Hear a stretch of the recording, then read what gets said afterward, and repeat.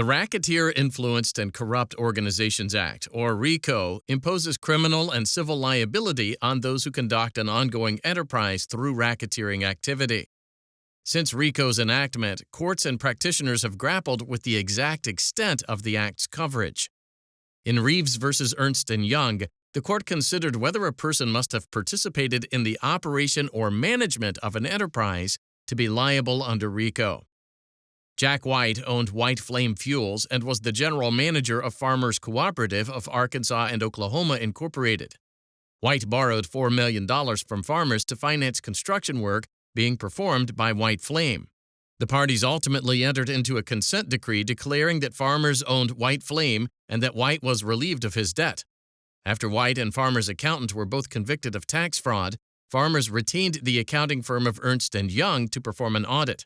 Ernst determined that if Farmers already owned White Flame before the consent decree, White Flame's value would have been $4.5 million. However, if Farmers technically purchased White Flame at a later time, the value would have been $1.5 million or less, which would have rendered Farmers insolvent. Ernst ultimately determined that Farmers already owned White Flame before the decree, and Ernst presented its finding that White Flame's value was $4.5 million to Farmers' board. However, Ernst didn't disclose that its valuation of White Flame and Farmers' solvency depended on when Farmers technically acquired ownership of White Flame. Farmers ultimately filed for bankruptcy. Bob Reves, the bankruptcy trustee, sued Ernst on Farmers' behalf, asserting that Ernst violated Section 1962C of RICO.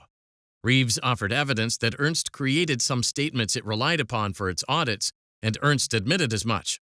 Reves also showed that Ernst had assumed some management responsibilities.